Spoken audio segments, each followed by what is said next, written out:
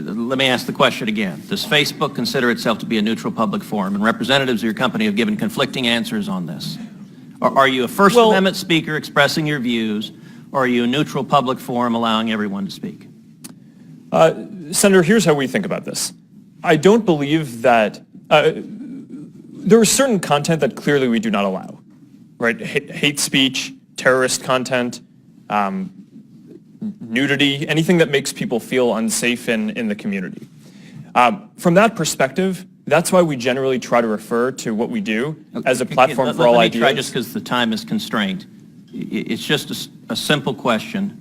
The predicate for Section 230 immunity under the CDA is that you are a neutral public forum. Do you consider yourself a neutral public forum, or are you engaged in political speech, which is your right under the First Amendment? Well, Senator, our goal is certainly not to engage in political speech. I'm not that familiar with the specific legal language of the law that you speak to, so I would need to follow up with you on that. I'm just trying to lay out how broadly I think about this. Well, Mr. Zuckerberg, I will say there are a great many Americans who I think are deeply concerned that Facebook and other tech companies are engaged in a pervasive pattern of bias and political censorship. There have been numerous instances with Facebook. In May of 2016, Gizmodo reported that Facebook had purposely and routinely suppressed conservative stories from trending news, including stories about CPAC, including stories about Mitt Romney, including stories about the Lois Lerner IRS scandal, including stories about Glenn Beck.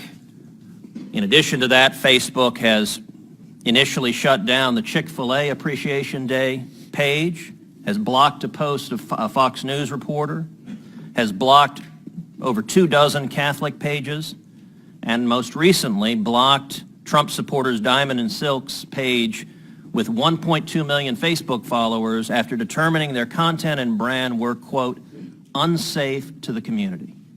To a great many Americans, that appears to be a pervasive pattern of political bias. Do you agree with that assessment? Senator, let me say a few things about this.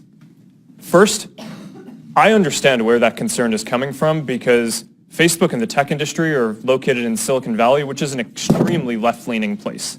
And this is actually a concern that I have and that I try to root out in the company, is making sure that we don't have any bias in the work that we do. And I think it is a fair concern that that people would at least wonder about. Let me ask this question. Are you aware of any ad or page that has been taken down from Planned Parenthood? Senator, I'm not, but let me just... How about MoveOn.org?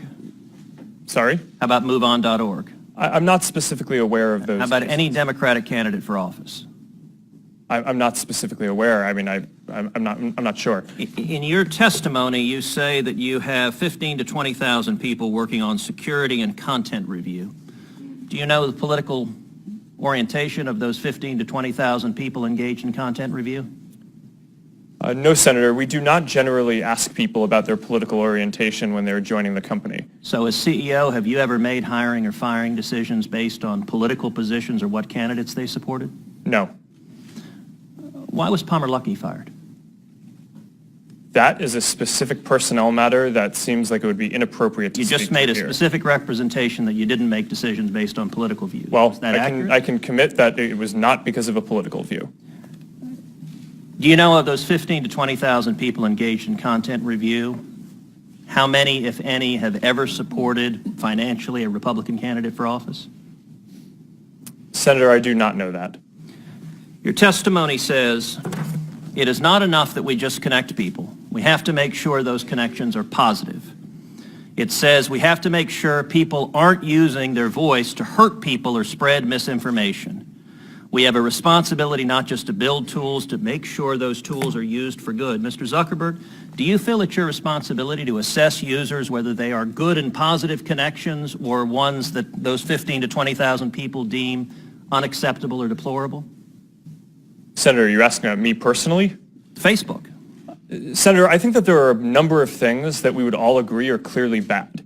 Foreign interference in our elections, terrorism, self-harm. I'm talking about censorship. Oh, well, I think that you would probably agree that we should remove terrorist propaganda from the service.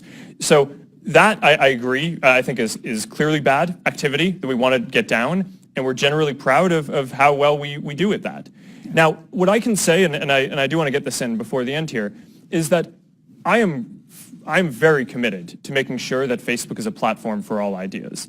That is a very important founding principle of what we do. We're proud of the discourse and the different ideas that people can share on the service, and that is something that, as long as I'm running the company, I'm going to be committed to making sure is the case. Thank you. Thank you, Senator Cruz. Do you want to break now? Or you want to keep going?